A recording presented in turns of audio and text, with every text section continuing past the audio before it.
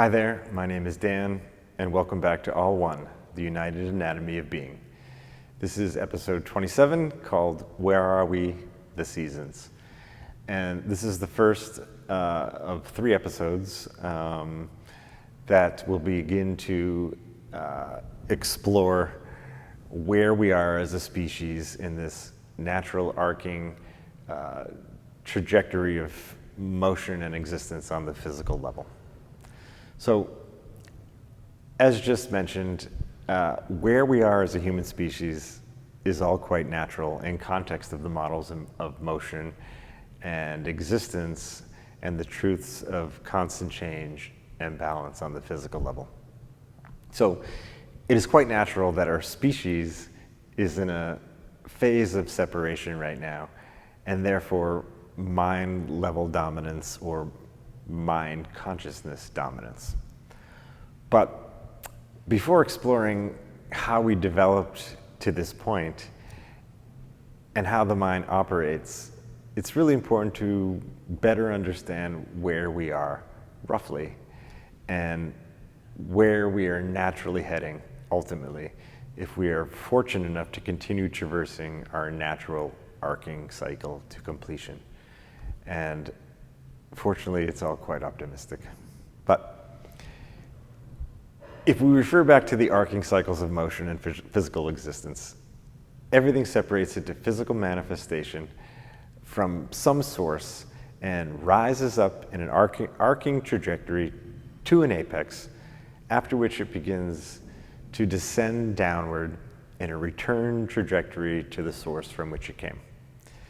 The balance and constantly changing motion of very small things like electrons to very large things like planets, stars, or galaxies, and everything else in between has already been referenced to support this model.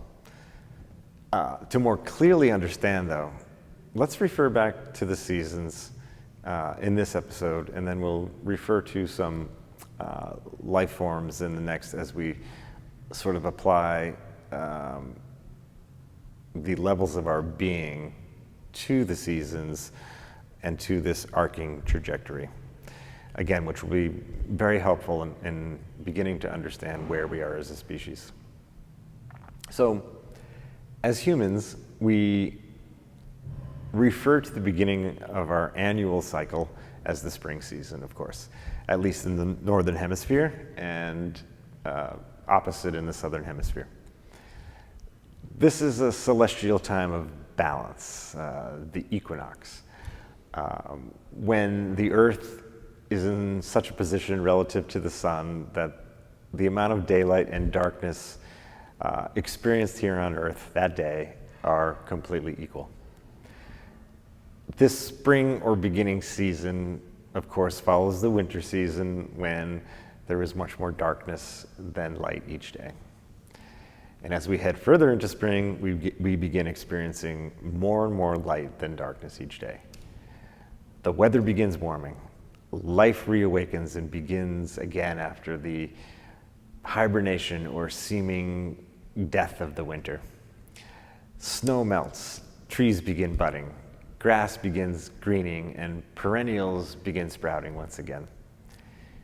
Insects and birds either return or are noticeable once again, and animals are born or are ready to come out of hibernation dens where perhaps they were born a bit earlier, but just awaiting enough physical growth to handle the outside world. But life seems to begin anew every spring, and spring is the beginning. Spring is the metaphorical creation or recreation of life on Earth in a 4-season climate. And a 4-season climate is actually a good example or way to look at this, because the poles and the equinox are almost a little too extreme. A 4-season climate is quite balanced and is really helpful for, again, associating or applying these seasons to this natural arcing trajectory and applying our levels of being in the next episode to the same natural arcing trajectory. Either way, in a let's say less balanced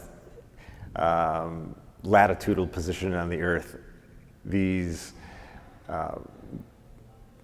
understanding is still the same. The effect is still the same. We're just going to use again a 4-season cycle of the seasons to really facilitate a clearer understanding as we move forward and start to determine where we may be as a species right now. So, spring begets the summer, beginning at a time of imbalance or solstice, when the longest amount of daylight and the shortest amount of darkness is experienced on Earth. This is a time of growth and work. It is a time of separating much further towards maturity and self-sufficiency and that apex of our natural trajectory. While there are certainly some plants that bear fruit during the summer, most fruits and vegetable-bearing plant life is growing or working hard towards their own apex during the summer. They have already moved beyond their infancy and the fledgling state in the springtime, and they are self-sufficient and they are working hard towards this apex. They are absorbing nutrients and they are strengthening as they rise up further away from that source of being, and their springtime beginning as a sprouting seed. And then summer, of course, begets the fall or autumn at the next equinox, when once again there is balance between the amount of daylight and darkness on the planet. The heat and the work of summer growing wanes into more comfortable circumstances and the beauty of a potential harvest season. Life is no longer working to rise up, but is rather relaxing into a descent. Fruits and vegetables are ripening, and the plants are heavy with bounty, assuming they have received the inputs or nourishment required during their spring and summer seasons. It is a plentiful time for nature with mutual giving and receiving. Animals are storing energy, some in the form of fattening up for the hard, sparse winter, or literally storing the bounty somewhere for later consumption during the hard, sparse winter. Everything again seems more relaxed. And life is beautiful with gorgeous colors and drier conditions and cooler temperatures. It is a time of reward from the difficult work of surviving the early stages of growth in the spring and the rising up toward the apex or maturity in summer before the forthcoming journeys end in winter. Fall is the harvest season, the beginning of the return season, and the mutual giving and receiving season, again, after the spring and summer's taking that is required for growth and survival. Of course, then winter follows the autumn at the next solstice, or imbalance extreme, when Earth experiences the shortest amount of daylight and the longest amount of darkness. This is when life in nature begins seemingly disappearing or returning to its source. The leaves are gone, the grass discolors and stops growing. Plants have withered back into the ground. Birds and insects are gone, or at least more sparsely evident. And life is preparing for a time when many species will or already have hibernated or migrated. And some of this life will die, thus completing their full individual journey, as the continuation of their species must then rely on the next generation.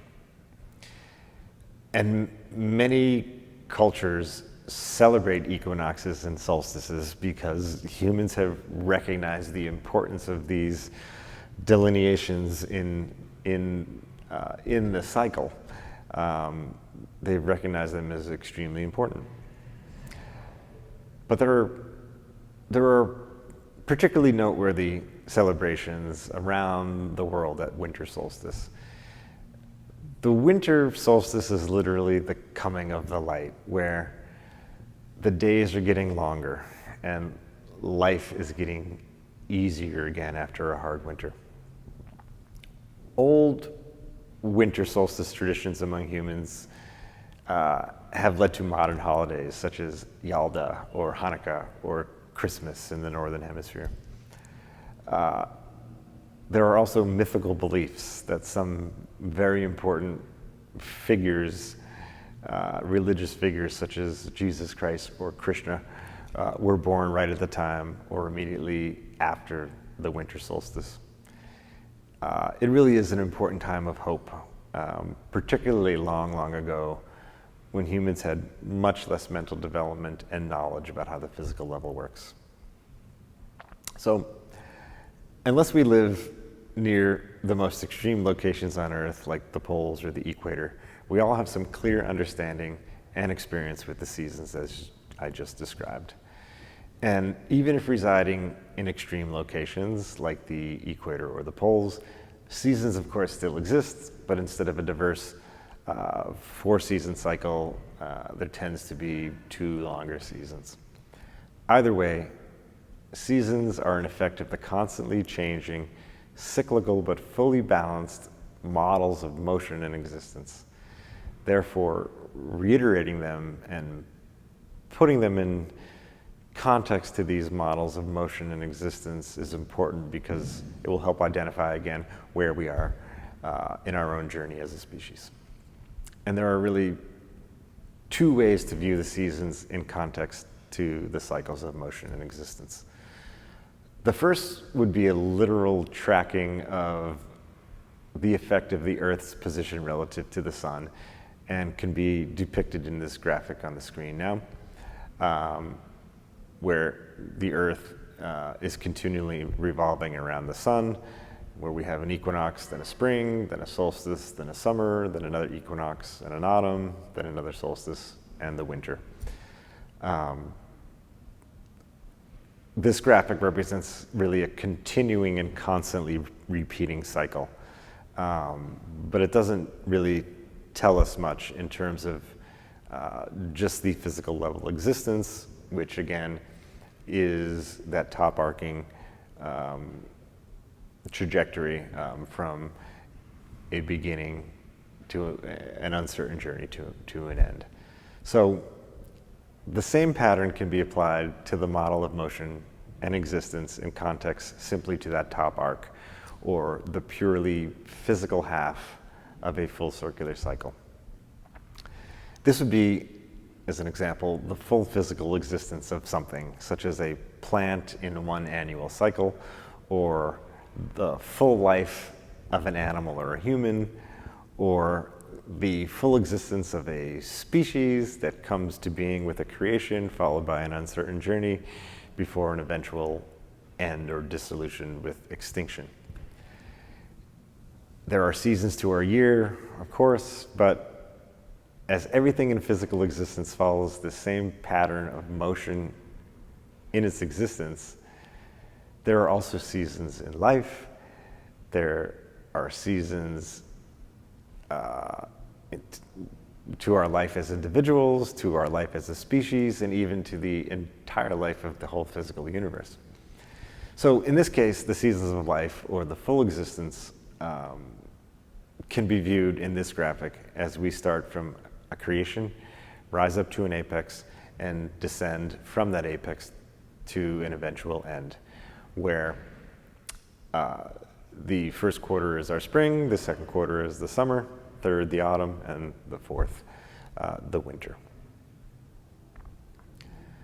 Our levels of being can also be applied just to our trajectory and growth through our physical existence, or again, this top half of the full circular cycle, and can be depicted like this. And we will explain this a little more in the next episode, but the spring can be associated with the body. The summer can be associated with the mind, the autumn with the heart, and the winter with the soul. So let's further explain the levels of our being in context to both this top arcing trajectory, which again represents just the physical existence, and our understanding of the seasons in context to this top arcing or physical existence trajectory. Because once again, it is extremely important toward gaining any understanding of where we might be in our existence or in our trajectory as a human species. So we will move a little further in this next episode, and then the episode following that, I will provide an educated suggestion or some possibilities of where exactly we are in, as a species in our trajectory. So thank you very much for joining me, and I look forward to seeing you in the next episode.